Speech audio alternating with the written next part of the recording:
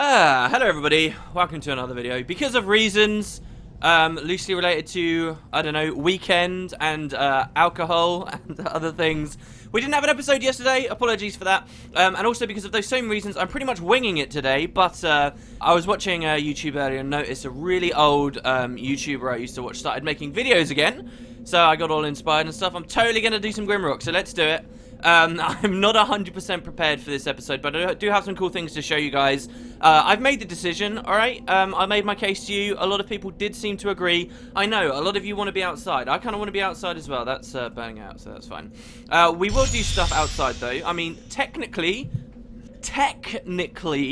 the cemetery is outside. So that's totally where we're going, guys. We're doing the cemetery today. I need that ethereal blade. It's just too much of a pain to kill those elementals. We'll talk about that in a second. Anyway, I've cleared my stuff out, largely. What I do want to show off, though, is we do actually have the full mirror set, as far as I'm aware now. And I've never done this before. I'm hoping to get the achievement pop up here live on the LP. I get so many achieves in this game, I just can't ever really show them to you guys because they pop on my test file. Like, you know, you do a certain amount of lifetime damage. Well, let's have a look. So we've got the mirror tangle must, and some of these flavor descriptions I have been forgetting to read, so I'm going to do it all here. Actually, did I ever read out the meteor chest? The origins of this armor is a mystery. Many master blacksmiths have tried to forge meteor stone, but all have failed. Don't think I read that out. I remember catching that on the edit. So here we go. For the headpiece, we have the Tagle must, which I've been incorrectly calling the Tangle must. It says the multiple layers of cloth and leather protect its wearer from extreme cold and heat. So this is like ultimate Zaffi armor, by the way. If we have a look over here, okay, you will see just how much Zaffi crap is in this game. Look at all this. All this random nonsense armor we've had. It's pretty cool, actually. I kind of like that you end up with this spread, and it does sort of show the history. Anyway, so look, that's the headpiece. The next piece is the chest plate. Light reflected off the polished metal discs on this chest plate shimmers and dances about in a strange fashion. Okay, then we got the kuss. Comfortable to wear on even longer journeys. The mirror armors are highly sought after by traveling mercenaries. We'll equip that. Down here we have the greaves. Thick armored boots that can keep the freezing winds of a tundra at bay. Last but not least, we do also have the gauntlets. These gauntlets are bulky but surprisingly nimble even when worn. And by doing that, we didn't get achieve. Brilliant. Amazing. Maybe there's like a mirror cloak. I have no idea. Alright, so I'm going to re-equip this stuff, and we're actually going to drop all of our mirror stuff off now, though, but that's the full set, and I hope you guys enjoy having a look at that. And we're going to drop it all down here like so. It's actually kind of interesting. One of the pieces in the mirror set, this piece here, it actually sort of has a generic, like, I don't know, cloth cloak-like model when you drop it on the floor. You guys noticing that? Anyway, let's not hang around in here too much. Everyone's largely pretty clean. Still two locations we've never been or opened up the wind gates. One is the hamlet of Stormbreach. The other is the cemetery. They're both options for us right now. We're going to do the cemetery one. So we will be back here sooner than you might expect. I forget about the mystery door. Ooh, the mystery door here in the hub. Let's move on out. So yeah, let's talk about Dispel for a second. These enemies suck, okay? Someone left a really good comment. I almost was going to just copy it and read it immediately, like exactly here on the episode for you guys. It's very imbalanced. It's like the one thing that, okay, there have been other tiny little things, but I think the devs really dropped the ball on with this game.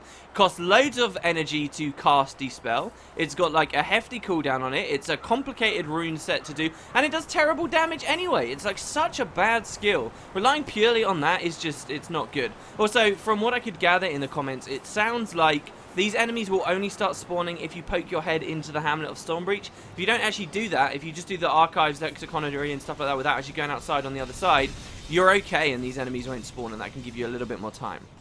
But obviously we don't worry too much. I think everything should still be cleared out here.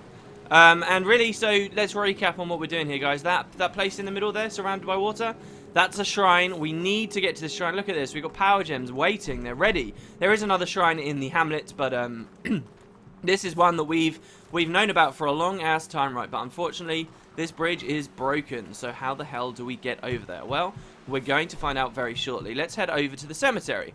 Now, we've been to the cemetery a couple of times. We dug up some hidden treasure here. We dug up some graves here, found a skull.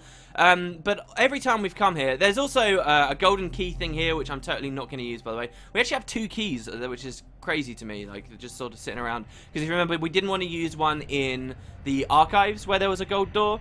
And certainly I don't want to use it on this one here, if you remember. If we were going to do that, we should have done it ages ago. So yeah, every time we come here... we really have no further that we can go. We just have this weird block that you can push around, and the question is, well, what the hell do we do with it? There is a note that says, where was that note? It wasn't next to this, was it? I think it's, isn't there a face in one of the walls? Here we go, I think this guy. This guy says, the orders came and the gates closed. The answers were sealed in the archives. So this is one of those things, I kind of have this weird, like, fantasy where I'm like, I wonder if my dad played this game kind of thing, right? Like, really, I know this would be the kind of game he'd enjoy, but he probably wouldn't be that good at it, right? And if he played it with no guide or whatever, played it over months and months and months, work a full-time job, play it for maybe, half an hour a week or some crap, really casually, okay?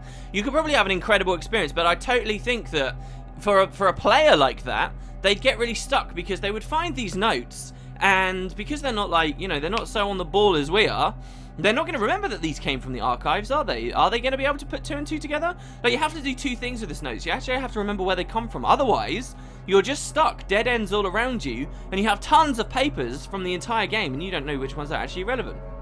So, yeah, I think that's kind of subtle, but okay, what have we got? We ordered these the other day, so I'm coughing all over the place. The first one says, he began traveling towards the frozen tundras. The sun was setting. Then, he looked at the path leading to the burning hot desert he called home. Finally, the Star of the North came to lead the way, and he continued walking along the path. Now, I almost went into a big discussion about this. This, again, could be seen as a pretty bad puzzle. This assumes quite a few things. This assumes that you know, like, some lore about the Grimrock universe. In particular, remember, when Grimrock 2 came out, we got the manual that had all those little lore snippets, which we're now done with, by the way. Gives you a bit of information about the various monsters, gives you flavor text about ingredients, but ultimately, those are the same flavor text you can just read in-game, so there's no point in reading them out. Gave you the story of Alarast. There was no map with Legend of Grimrock 2. No map, no world map. There was no, large-scale map of the Isle of Nex either. On their blog, they've showed some, early development world maps and stuff. Things that could have been interesting, but ultimately wouldn't have been like a Grimrock game. So, really, for Grimrock 2 players only, you don't know that much. Do you know, for example, that we're in the Northern Realms? I can't remember anywhere that Northern Realms has really been mentioned in Grimrock 2, and if it is, that's a very subtle, small piece of information you have to remember.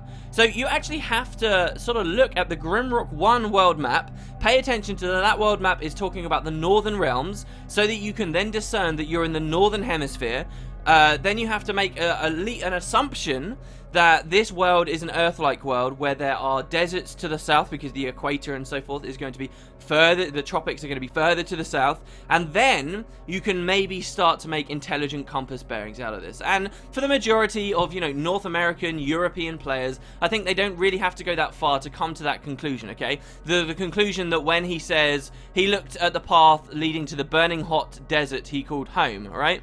We already know a bit about Zaffi and stuff. We might just assume, for many of us, okay, that means south, but there are people who are playing like in Australia and stuff, and I guess from their weird perspective, that's not going to make any sense to them. I don't know, it's just an odd puzzle. It is an odd puzzle. You have to make a lot of assumptions about the world. But, so basically, the long and short of it is, we're trying to find compass bearings in this. So he began traveling towards the frozen tundras. Where might the frozen tundras be? Well, we're going to think north, right? So let's have a look here. North is going to be pushing it this way. So we push the block up there, okay? And then it says that the sun was setting. I can't remember how, this is where it's going to fall apart because I didn't do too much preparation. So we're going to push it back, and it says the sun was setting. Well, where does the sun set, guys? Where does it set? We're assuming, I guess, that this guy looked in that direction, right? The sun rises in the east, sets in the west. So the west is back the way we came. So we're going to push it over there. And then we're going to push it back. So that's the first page, in theory. The next one, it says that he looked at the path leading to the burning hot desert he called home. Again, which we are assuming straight away is south, which we know is south from the Grimrock 1 map. We know that the Zaffi Desert is to the south. It's actually, what, southeast, but still. Okay, and then we're going to push that back. And then lastly, it says, finally, the Star of the North came to lead the way. And he continued walking along the path. So the Star of the North, this is maybe the most clear. We're going north again. So we go north. And that should be it. Now, I did this before, and it totally worked. Like, I basically got in this position, and I think I pushed it back. I tried it again on my test file. He began traveling towards the frozen tundras, and then that opened the gate. Yeah. So I don't know why it does that. I don't know what I'm messing up with the puzzle. Maybe you guys can tell me. But yeah, I did the whole thing, and I was like, that should make sense, but it didn't work. And then I restarted, and the first move I did apparently did it. So at the end, he moved forward, and then he continued walking. I don't know. Anyway, so there you go. That's the code. And that's how we decipher it. It's never that simple in Grimrock, is it? It's never just, oh yeah, you find the note and it will tell you in certain terms what to do. It's a little bit more complicated than that. So the graveyard is open. I've just realised I did something a little bit out of order. What we're going to do is just step in for a second. There are tons of graves here. The place is generally just a bit miserable. There you'll actually see a crypt in the distance, but we have another gate. So we're going to actually zigzag our way through. And let's not lose focus here. We're trying to find a face, a friend of one of these rock people who can tell us the way. And over there you can see something moving. But before we do all of this, I do want to take us back out, and this is going to be our chance to look at the sun for a bit, guys. See some of the lush foliage and stuff of the Grimrock world. We're going to be returning... Oh my god, hello. Oh, okay, it's a Gorgon. Wow, that really weirded me out for a second there. We still haven't really feared anything. Hello. Probably should have tried backstabbing you. Oh my god, the crits, I love it. Come on, in you get. I feel like we should have killed it much quicker there. Someone came up with an interesting idea, like with the Gorgons, if they're trying to scream, if they're trying to petrify you, what happens if you just rotate? Because it's only looking at them, right? So if I rotate while I'm clearly in their eye line, do I still get petrified? Who knows? Wow, okay, that guy died really quickly. So yeah, what are we doing? Sorry, this is out of order. I was going to do this first. What we're going to be doing now is going back to one of the earliest areas we encountered, and this is Twigroot Forest. And you might remember... we found a plaque. I actually marked it on my map. Here, let's go have a look. Marked it on my map over here. Weird message on sign. Who remembers this, yeah? Weird message on sign. We're actually going to return to that because now, since we've been to the lexiconary, the secrets of that have unfolded. We can actually translate that weird message on the sign and get ourselves a secret. It's really weird the way that they designed it. I'm coming out with a lot of nonsense commentary basically today about the way they designed the game, I suppose. But it's kind of weird because this is a sign... that tells you about a secret really early on in the game. And you only really gain the capability to decipher that sign really late in the game. So what kind of loot, think about this guys, you're the designer right now, what kind of loot do you put in that chest? Because remember, this is the age of the internet, anyone can instantly look that up and get the answer straight away, get this secret, and what do you do in that situation? Do you want them to have crazy overpowered gear? Because in theory, you're only supposed to have figured this out later? What about for the people who just blindly dig around? So, it's actually kind of lame in that we get kind of a cool puzzle, something that should be very rewarding for those more experienced players who have been marking stuff on their map, have been remembering stuff, should be a good reward, but because of the proliferation of information or whatever, they can't really do it. So anyway, here we go, check it out. A-R-E. A-R means left, E means 1. So we're going to go left 1, U-H-U means forward, and then K-O. We do remember, K-O isn't on this, but it means 3. So we're going to go left 1, forward 3, then it says A-R-E again, so we're going to go left 1 again, and then we're going to go forward 1. So left 1, forward 3, left 1, forward 1. Left 1, forward 1, 2, 3, left 1, forward 1. And that just takes us here. Get out our handy shovel. I haven't really done a look at all the really tiny little shovel secrets for a while. We also need a lockpick for this. Don't forget, they were kind of scarce as well a while ago. And here's what we get. So we get a shield potion, which is obviously useful. We get a steel armband. Now, this says this simple armband is commonly worn on the battlefield by professional warriors. Protection +1, strength +1. Now, this is like perfectly balanced for getting it your first time through. It's not good putting it on any of our characters right now. We've already sort of surpassed it. So really, it's kind of unnecessary. Maybe it would be good for Sannon, since we might not really be seeing too much poison coming up. But ultimately, it's not a great reward. But what they do that's kind of clever is another gold key. And so this is actually a way that they can get around that issue I was talking to you guys about. Think about it.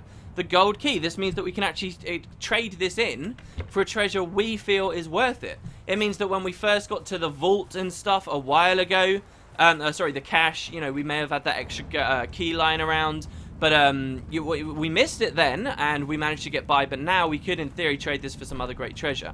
Unfortunately, we're just running into another problem. Oh, I was going to show you something else as well. Unfortunately, we're running into another problem now where we have 3 gold keys and no doors. So you can look forward to the fact that in upcoming episodes, whenever we see a really cool like gold door or something, you're damn right we're going to be able to go through it. We're going to get some cool loot. We don't have to feel scared. Anyway, I do want to remind you guys of this face that says this is another way out. What could he be possibly talking about? A way out to the north? That's what I assumed for a long time while playing the game. Think about this. This is the Archives Vault right here, the Lexiconary. And I don't know, I still sort of feel like maybe I missed something.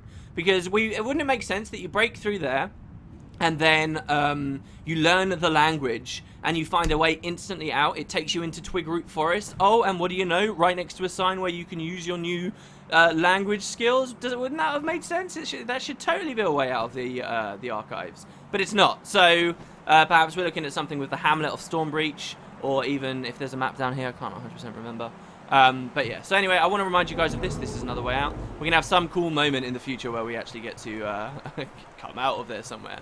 So that's pretty much it, I think, guys. We're going to be going to the cemetery now. I will leave the bulk of the cemetery stuff for next episode once I've actually played. I'm a bit more knowledgeable on it. I have been in there, but it was kind of a mess. I just ran around. I vaguely did some of the puzzles. I made tons of progress really, really quickly. I just had a reckless abandon for the welfare of my characters and just sort of went a bit mental.